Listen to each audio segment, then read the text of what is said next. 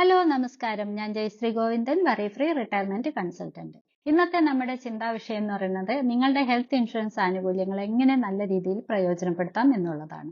ഒരു health insurance എടുക്കുക എന്ന് പറഞ്ഞാൽ പലർക്കും ചിലപ്പോൾ അറിയാൻ പാടില്ല. പലരും അതിനെക്കുറിച്ച് അന്വേഷിക്കാറുണ്ട്. നല്ല ഹെൽത്ത് ഇൻഷുറൻസ് എടുത്താൽ എന്താണ് ഗുണം, അല്ലെങ്കിൽ അതെങ്ങനെയൊക്കെ ഉപയോഗിക്കാമെന്ന് പോലും പലർക്കും അറിയില്ല. ചിലർക്കൊക്കെ ഇൻഷുറൻസ് പോളിസി ഉണ്ട്, പക്ഷെ അതിൽ എന്തൊക്കെ കിട്ടും അല്ലെങ്കിൽ എങ്ങനെയാണ് അത് ഉപയോഗിക്കേണ്ടതെന്ന് പോലും അറിയാത്തവരുണ്ട്. അപ്പൊ അവർക്ക് വേണ്ട ചില ടിപ്പുകളാണ് ഇന്ന് പറയുന്നത്. ഇനി കൂടുതൽ വിവരങ്ങൾ ഹെൽത്ത് ഇൻഷുറൻസിനെ കുറിച്ചൊക്കെ അറിയണമെങ്കിൽ എൻ്റെ മുമ്പത്തെ എപ്പിസോഡുകളൊക്കെ ഒന്ന് പരിശോധിച്ചാൽ തീർച്ചയായിട്ടും അതിനുള്ള വിവരങ്ങൾ നിങ്ങൾക്ക് കിട്ടുന്നതാണ്.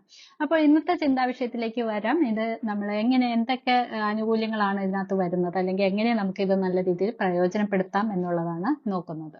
ഒരു ഹെൽത്ത് ഇൻഷുറൻസ് പ്ലാനുകൾ ഉപയോഗിക്കുമ്പോൾ അതിൽ കിട്ടേണ്ട ആനുകൂല്യങ്ങൾ എന്തൊക്കെയാണെന്ന് നമ്മൾ തീർച്ചയായിട്ടും മനസ്സിലാക്കിയിരിക്കണം. അത് പോളിസിയിൽ ചില നിബന്ധനകളൊക്കെ ഉണ്ടാവും. ഇന്ന അസുഖങ്ങൾക്ക് ഇത്രേ കിട്ടുള്ളൂ, അല്ലെങ്കിൽ ഇന്ന സമയത്ത് തുടങ്ങി ഇത് കിട്ടുള്ളൂ, അങ്ങനെയുള്ള കാര്യങ്ങളൊക്കെ ഉണ്ട്. അപ്പൊ അതെല്ലാം നമ്മൾ മനസ്സിലാക്കിയിരിക്കണം. അതുപോലെ അതിൽ എന്തൊക്കെ ഉൾപ്പെടുത്തിയിട്ടുണ്ട്, എന്തിനൊക്കെയാണ് അതിന് പരിരക്ഷ നൽകുന്നത്, അങ്ങനെയുള്ള കാര്യങ്ങളൊക്കെ നമ്മൾ മനസ്സിലാക്കുക. പിന്നെ നെറ്റ്വർക്ക് ഹോസ്പിറ്റൽ ഏതാണെന്നുള്ളത് നമ്മൾ കൃത്യമായിട്ട് മനസ്സിലാക്കിയിരിക്കണം. അങ്ങനെ വന്നിട്ടുണ്ടെങ്കിൽ നമുക്ക് ആസ്പത്രിയിൽ ഒരു മെഡിക്കൽ എമർജൻസി വന്നാൽ പോലും നെറ്റ്വർക്ക് ഹോസ്പിറ്റലാണ് അടുത്തുള്ളതെങ്കിൽ നമുക്ക് അവിടെ പോകുന്നത് നമുക്ക് ഇത്തരം മെഡിക്കൽ ചെലവുകൾ കുറയ്ക്കാനായിട്ട് സഹായിക്കും.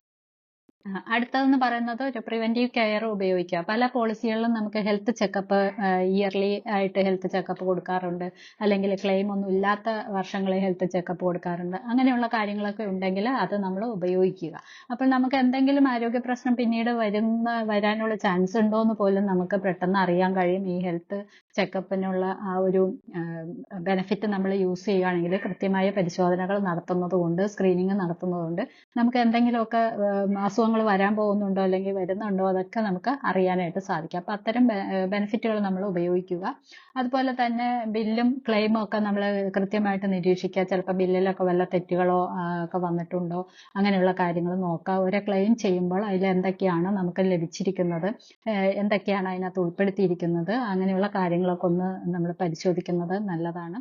പല ഹെൽത്ത് ഇൻഷുറൻസ് കമ്പനികളും അവരുടേതായ മൊബൈൽ ആപ്ലിക്കേഷൻ, വെബ്സൈറ്റ് ഇതെല്ലാം ഇന്ന് നൽകുന്നുണ്ട്.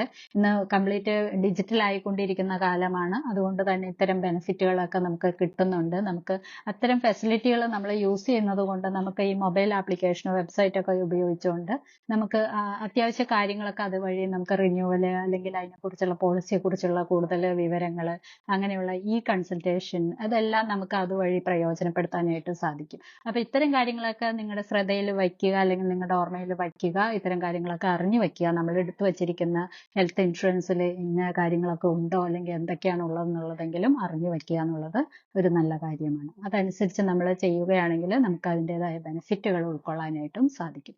അപ്പോൾ ഈ ഒരു എപ്പിസോഡ് നിങ്ങൾക്കെല്ലാം പ്രയോജനകരമായി എന്ന് വിശ്വസിക്കുന്നു. അടുത്തൊരു എപ്പിസോഡിൽ കാണും വരെ ടേക്ക് കെയർ. Bye bye.